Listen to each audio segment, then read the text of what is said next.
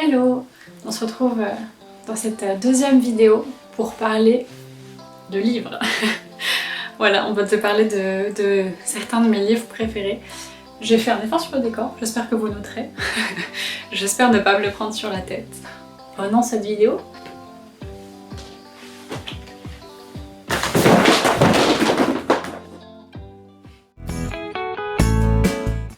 Donc en premier livre, je vais vous parler de La balade de Lilaka de Blandine Le Callais, ou Le Caillet, je ne sais pas, qui est un roman d'anticipation autour des thèmes de l'amour, du pardon et de la maltraitance, qui a été publié en 2010. Donc pour résumer l'histoire, c'est l'histoire d'une petite fille, Lilaka, qui a été enlevée à sa mère par des hommes en noir quand elle était toute petite et qui a ensuite été placée dans un centre d'éducation qui est censé éduquer les enfants jusqu'à leur majorité, mais qui emploie des manières un peu douteuses.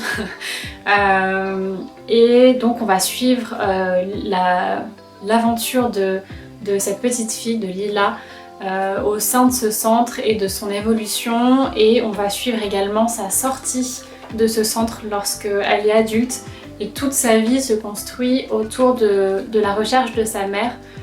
Et donc tout le long on va suivre l'aventure de cet enfant qui a été polytraumatisé à la recherche de sa mère.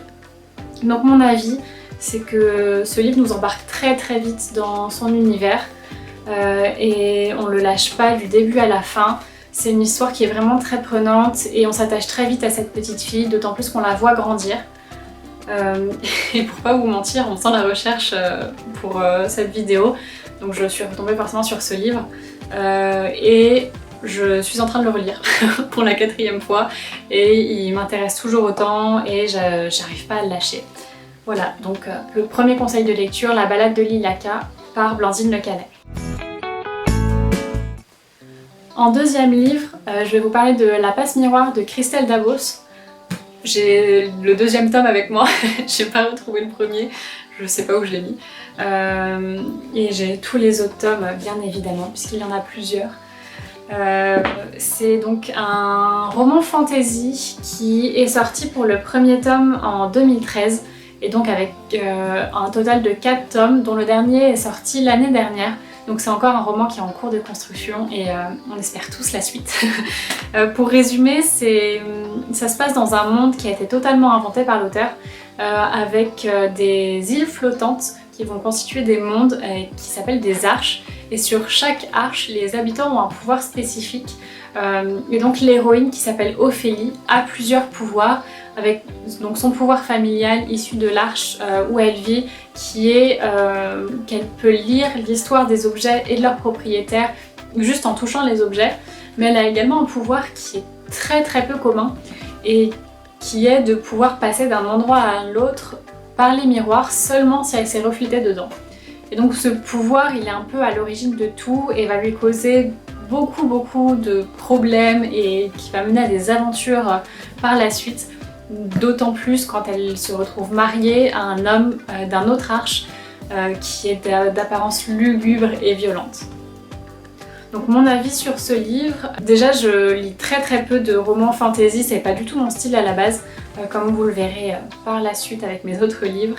Mais là on s'attache très vite à Ophélie et à toutes les personnes qui gravitent autour d'elle, et à chaque page on a envie de savoir la suite, il y a plein de rebondissements. Et je trouve que c'est un livre qu'on peut très bien lire en étant adolescent, donc c'est ce que j'ai fait puisque le premier est sorti en 2013, donc j'ai commencé presque tout de suite, mais on peut également avoir une seconde lecture en étant plus âgé et en comprenant plus les différents liens entre les différents personnages, parce que c'est vrai que c'est assez complexe, donc voilà, c'est un conseil lecture que je trouve vraiment bien. Donc en 3e livre, je vais vous parler des gens heureux lisent et boivent du café d'Agnès Martin-Legrand, qui est sans doute mon livre préféré. Et en règle générale, cet auteur est juste génial. J'ai tous ses livres juste derrière moi ici, j'en manque pas un. Donc pour ce livre, il est sorti en 2013. et à une suite qui est sortie en 2015 et qui s'appelle La vie est facile, ne t'inquiète pas.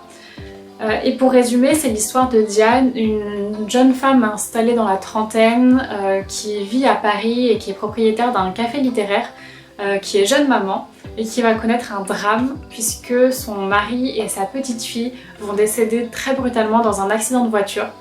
Donc de là, elle va partir dans une dépression sévère et après plusieurs mois cloîtrée chez elle, elle va décider de tout plaquer pour partir s'installer en Irlande, dans la campagne irlandaise, sur la côte. Là, elle va découvrir un nouveau monde totalement différent que celui qu'elle connaissait à Paris et elle va faire la rencontre de personnes qui vont lui redonner sa joie de vivre et elle va se reconstruire petit à petit. Donc pour mon avis, comme j'ai dit, c'est sans doute mon livre préféré, c'est mon auteur préféré. C'est juste impressionnant comment elle arrive à retranscrire la détresse des gens au sein de ses romans. C'est impressionnant et ça fait un peu psychopathe comme ça, mais j'adore les drames de vie, de suivre la descente aux enfers d'une personne, puis sa reconstruction. Tous ces livres de Agnès Martin-Lugan sont construits autour de drames de vie et elle le retranscrit très très bien. Elle a été psychologue pendant longtemps avant de devenir autrice et impossible de me détacher de ce livre. Je l'ai relu au moins 5 fois et vraiment je le conseille. Et pour décrire un peu l'ambiance de ce livre, je vais vous lire une phrase qui, je trouve, résume parfaitement comment ça se passe pour les romans d'Agnès Martin-Lugan. Donc ça se passe à la première page, premier chapitre de ce livre. Et ça dit « J'avais appris qu'ils faisaient encore les pitres dans la voiture au moment où le camion les avait percutés. Je m'étais dit qu'ils étaient morts en riant. Je m'étais dit que j'aurais voulu être avec eux. » Voilà, on est plongé dans l'ambiance dès la première page. La mort. Et c'est prenant très très vite. Voilà, donc en conseil lecture, Les gens heureux, lisent et boivent du café et plus globalement tous les romans d'Agnès Martin-Lugan. Donc pour continuer, je vais vous parler de Orgueil et préjugés. Donc là j'ai les livres en anglais, donc Pride and Prejudice, écrit par Jane Austen, également autrice de Raison et Sentiment si vous connaissez. C'est un livre qui a été publié pour la première fois en 1813. C'est un roman de romance, autrement dit roman à l'eau de rose un peu, on dirait aujourd'hui. Et c'est un roman qui a connu de très très nombreuses adaptations télévisées ou au cinéma, dans des séries ou dans des films. Et je pense que le film le plus connu, qui est du même nom que ce roman, c'est un film qui est sorti en 2005 et qui a été produit par Joe Wright et qui a en tête d'affiche Keira Knightley. Donc pour résumer un peu ce livre, c'est donc l'histoire d'une famille anglaise de la petite bourgeoisie au début du 19e siècle et notamment l'épopée sentimentale des 5 filles de la famille.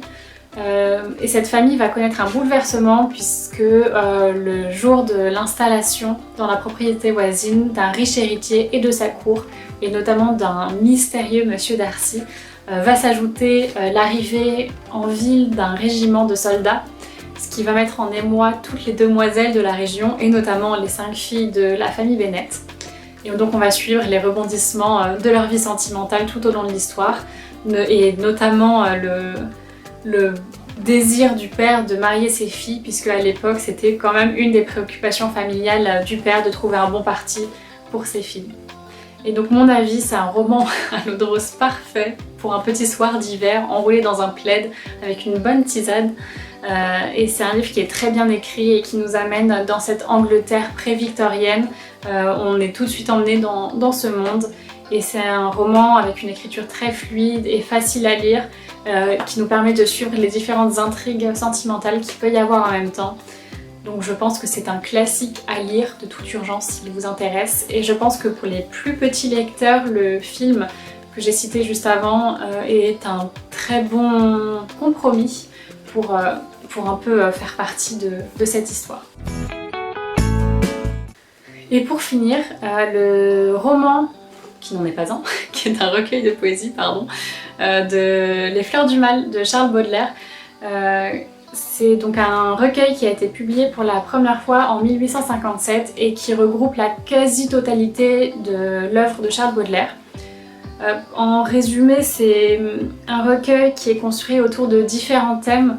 Donc tout d'abord la souffrance de l'homme sur Terre, ensuite le dégoût du mal qui est souvent relié pour Baudelaire au dégoût de soi-même. On a également le thème de l'omniprésence de la mort qui se retrouve dans de très nombreux poèmes. Et enfin, la volonté de rejoindre un monde idéal. Et selon Baudelaire, ce trajet vers ce monde idéal ne peut se faire qu'à travers de correspondances.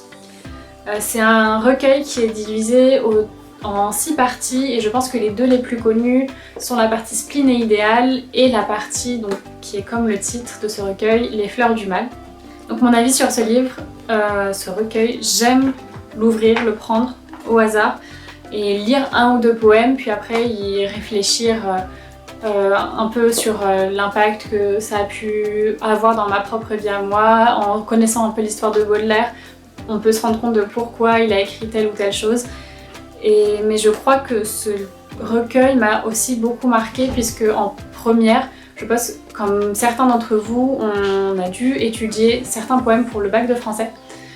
Et j'avais une prof qui était juste super et qui m'a un peu transmis de sa passion, je pense, en nous les faisant apprendre. Et donc merci à elle. Et je pense que c'est aussi un peu un point de vue sentimental qui me relie à ce livre.